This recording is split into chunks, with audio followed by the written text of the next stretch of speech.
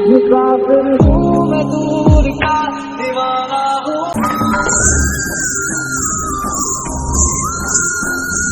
मैं धूप का मुझे ना भाए ना भाए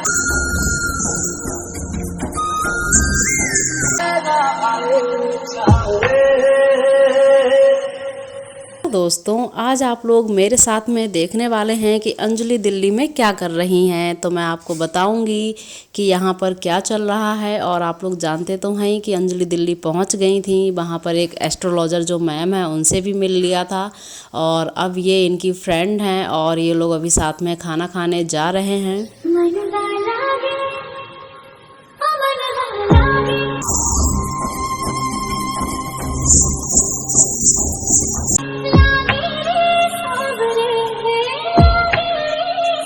दोस्तों देर किस बात की, आप लोग भी आ जाइए और हम लोग साथ में ही एंजॉय करते हैं इस फूड को। वैसे मैं बता दूं कि ये अंजलि का डिनर है।